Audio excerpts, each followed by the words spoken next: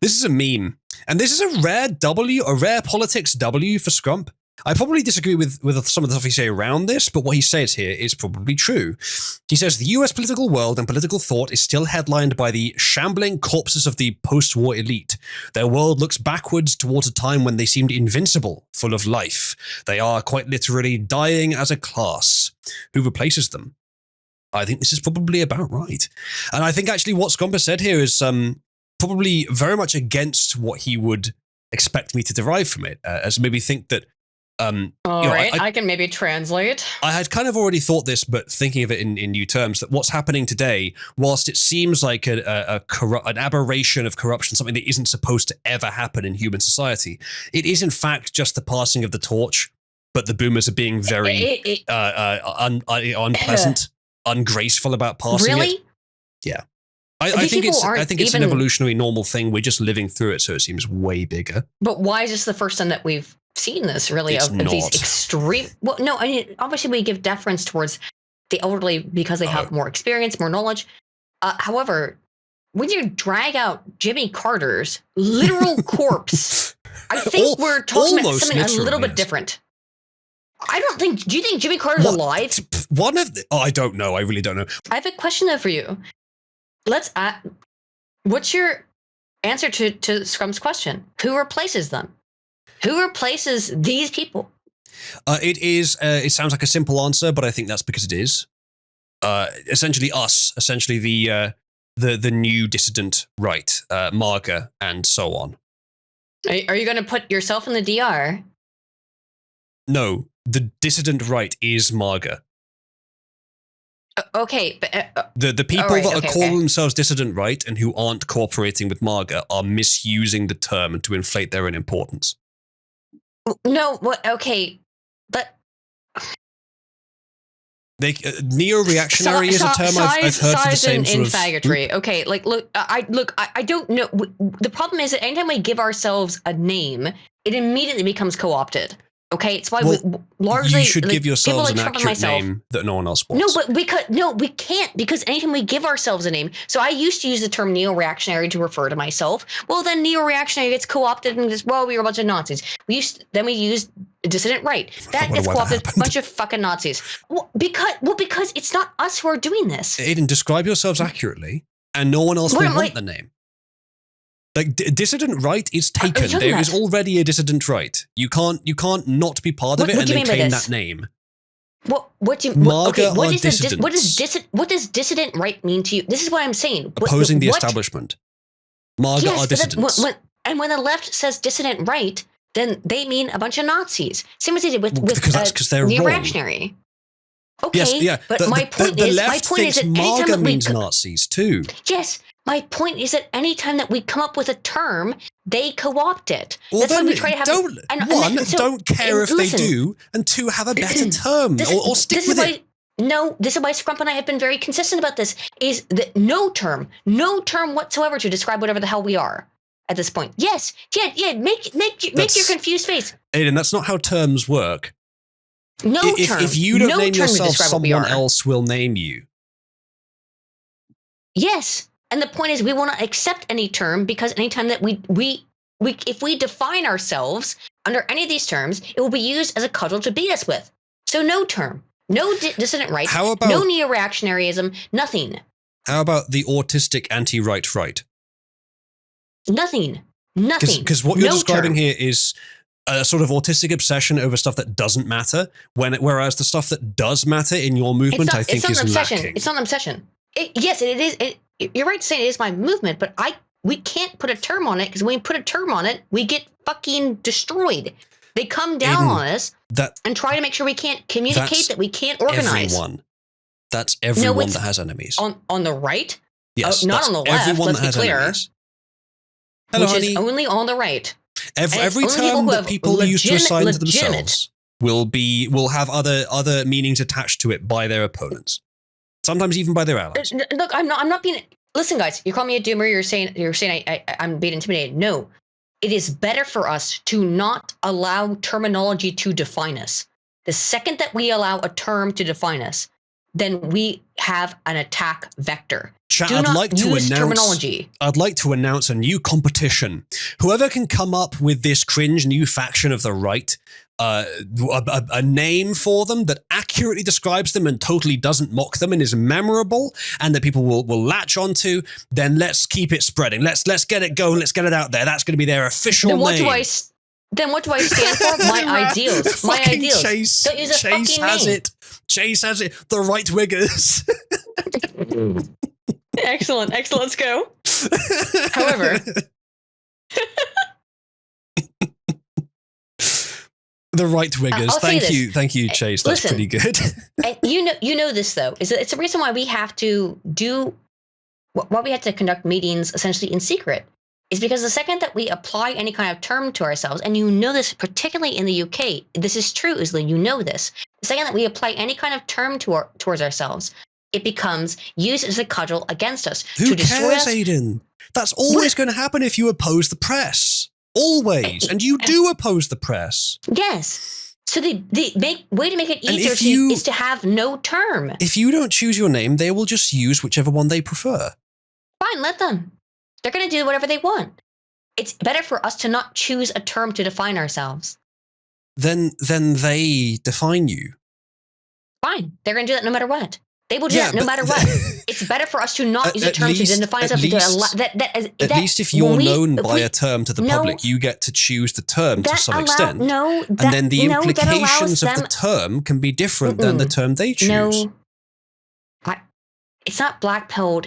It allows them a vector within to make the press that wants to attack us and will attack us no matter what. It gives them an extra vector to attack us if we choose a name by which we go by. Odar, the problem with what Aiden's saying. Listen. I call myself dissident right. I do, but I hesitate to do so because I know that it will inherently turn the term dissident right into a boogeyman. Right? I don't want to be the bogeyman. Okay, Aiden, the dissident right is. Dissidentry is a boogeyman to the establishment. Being a dissident is by definition a boogeyman to the establishment. This is not, Odar, this is not, the problem with this is not blackpilling. The problem with this is sort of like autistic obsession over something that it's just part of being human, I'm afraid.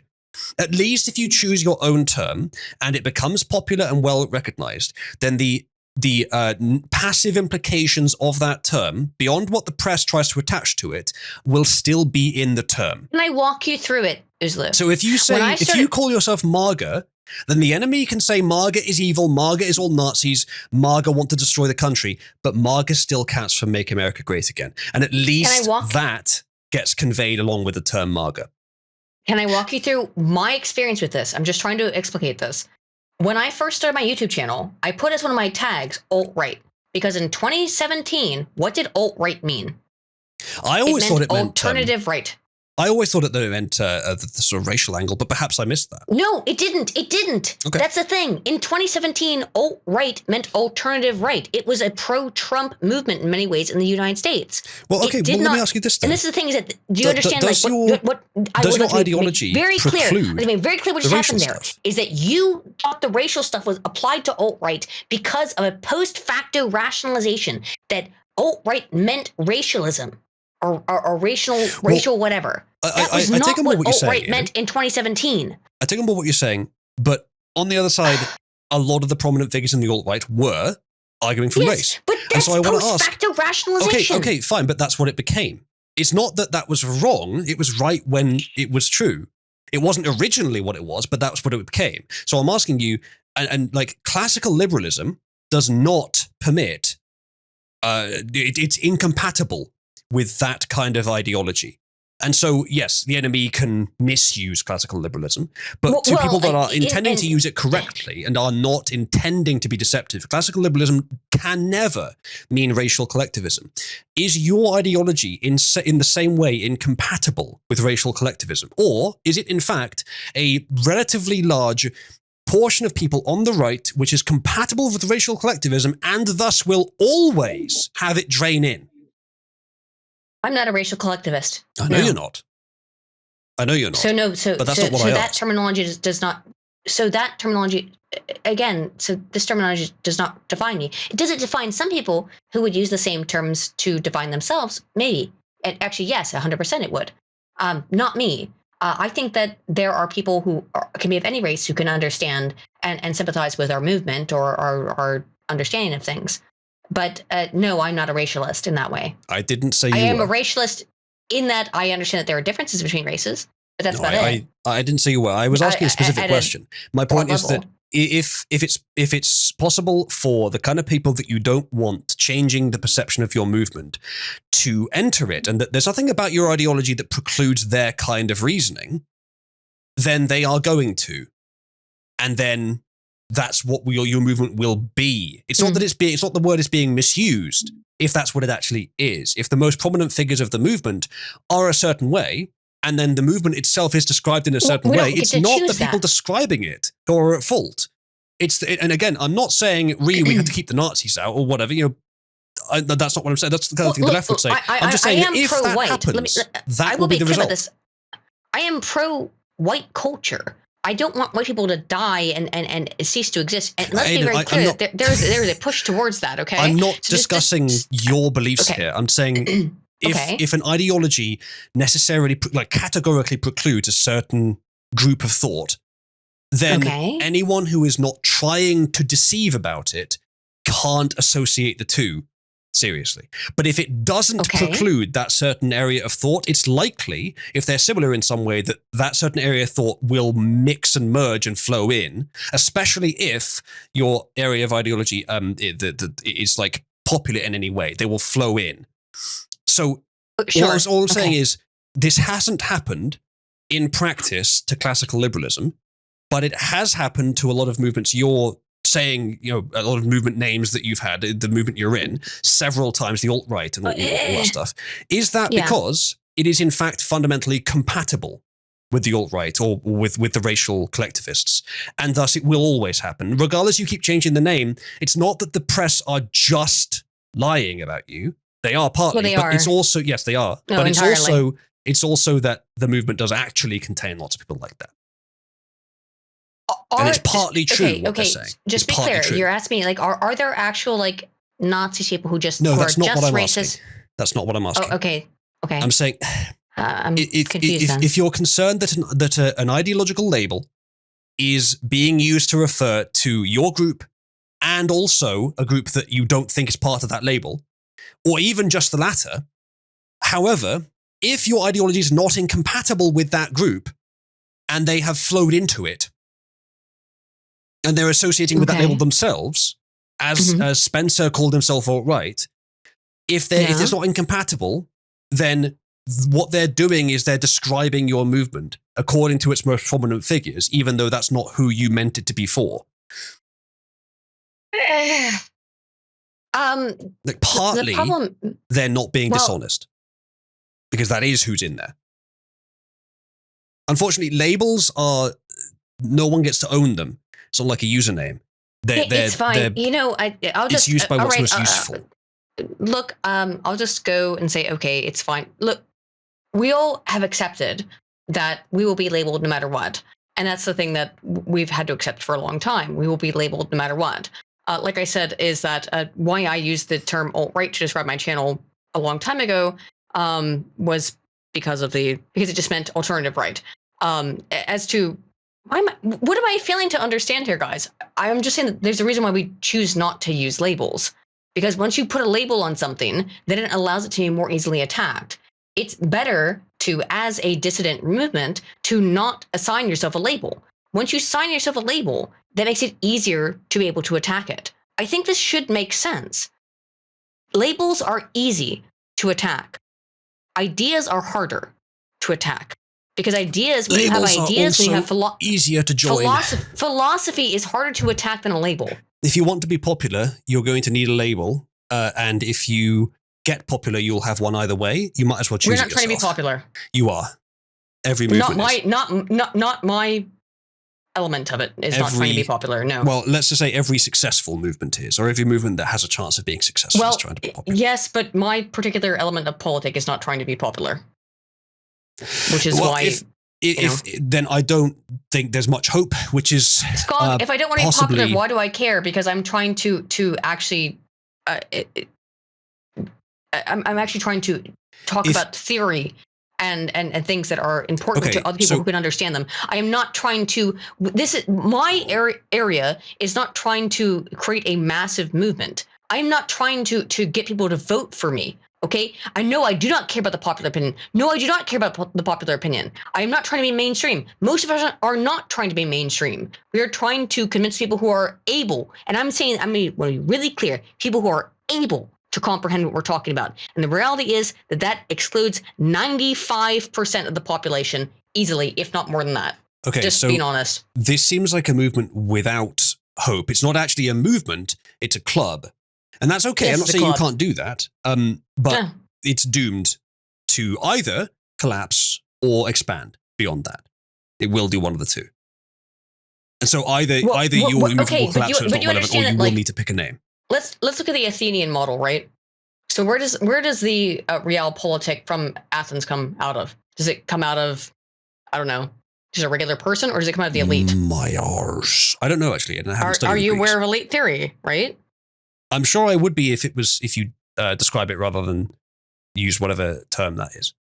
Elite theory is that basically everything in society is run by the elites, and that most people don't have any ability to comprehend what happens there.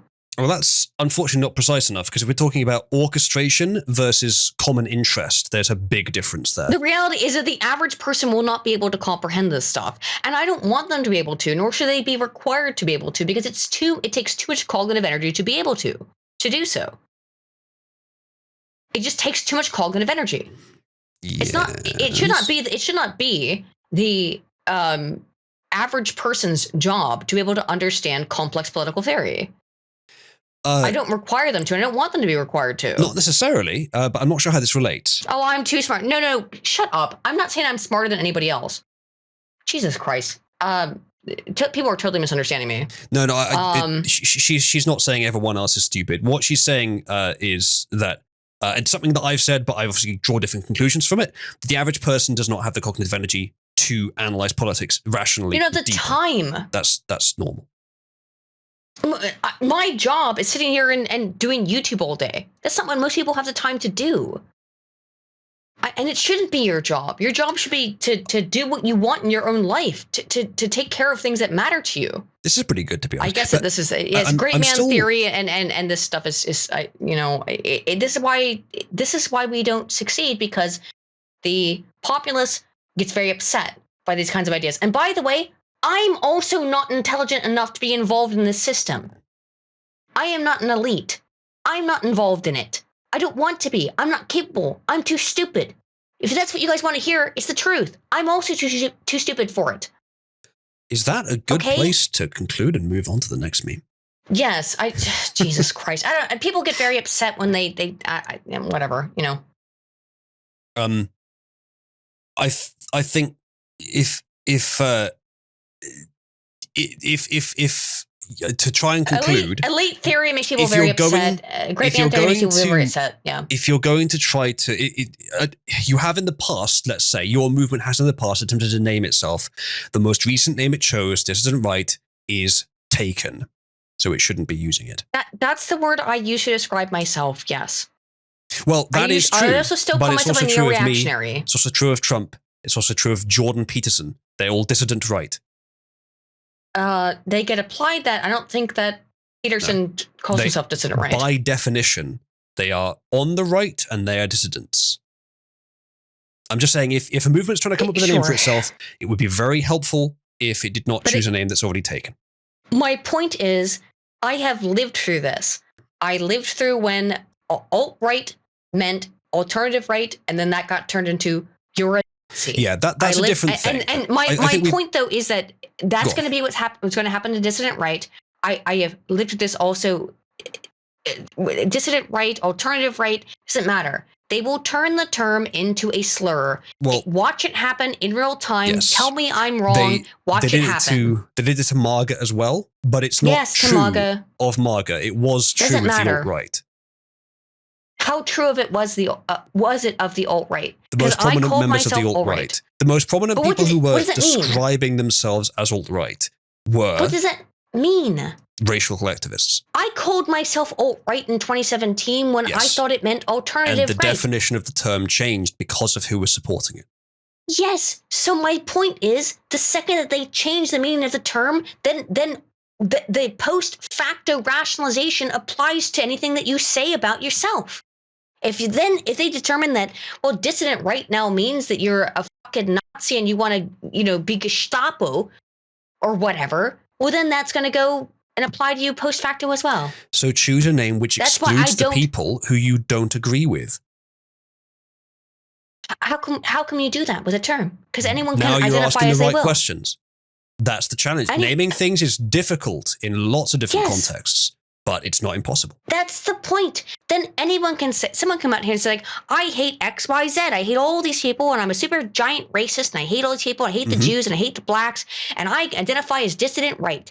And they're going to go out there and say that stuff, and I'm a big representation of the dissident right. Do you understand this? This is the problem with labeling. Yeah. So again, pick a label. I hope that I'm making sense at this point. That you want to preclude.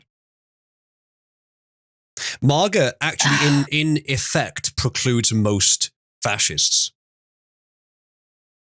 Because they want to make America great instead, is the closest. Because they think America was never properly fascist and they want to replace the libertarian America with their own. They don't want to make it great again. It implicitly excludes them. And in fact, in practice, the movement internally grossly excludes them. And it has some very prominent figures who are using the term who can't be over-prominented by the fascists. But a small, esoteric right-wing movement of hard conservatives who don't focus too much on race but do include it, that's going to be instantly co-opted. If you've got no prominent figures who are saying loud and proud, this is what we are not fascists, we are this thing instead, and make it clear what the distinction is. But there's not a clear distinction. What you don't understand, they will do it every single time because they control the entire media empire. Yeah. You can be the most moderate conservative imaginable. And the second that you apply, listen to me, please. The second that you apply a term to it, they will find someone who uses that term. Look at the way that let's talk about the shooters in the recent attempts at killing people, right? Let's talk about the person who tried to kill Trump. They said, oh, this guy, he said these things. He said these like pro-Trump things. Therefore, he's a MAGA Republican. And therefore, it was a MAGA Republican who tried to kill Trump. Do you understand what I'm saying now? That's not an argument against using terms or against naming things, though. I think it should be. I do appreciate your mistype there. Then change the Anglo of attack. Yes, I identify as an Anglo of attack. Kuiper, with Gamergate, I don't think this is what happened to Gamergate. I think Gamergate was just so heavily maligned by the press because that's who they were opposing, that no matter how morally impeccable Gamergate was, it didn't matter. And Gamergate underestimated how deceptive the press was, and that's how we learned a lot about how bad the press was. Gamergate wasn't co-opted. Gamergate was just maligned. I really would like you at some point, Uzalu, to come to one of the meetings at like the WITAN or something to understand why we are so reluctant to use terminology. It's I'm not saying that you have to. My only point was saying that if you're going to pick a name that isn't already taken, and if you don't want to be co-opted, pick a name that's harder to co-opt. But if you don't want to, that's fine. But you're going to have difficulty spreading the movement. You say you don't want to, fine. But you're going to have difficulty spreading the movement because you can't refer to it. We're not trying to spread words, I know you say that, but you also said that you were wanting to just to a limited section. So my point is, words are useful. We are trying to spread it in a way that is... To the extent that words are useful, you will need a name. No. You don't have to have one, but then you miss out on the use of having a word. I think that as funny as everyone in the chat thinks it is right now, you're going to find out that using a term is always deleterious. I know that everyone thinks this is very funny right now, but trust me, by not using terminology, we are better off for it. My whole point is that we need to be tactical here. Can you understand my point? I do understand your point, Aiden, and I think there's a lot to be said for the tactical political approach, and I wouldn't try to preclude it, but it's not the only valid approach. I think that the rules, the Linskin rules, they are one way to approach politics. They're very effective, but they are not the only way. And you can see that when you look at Marga.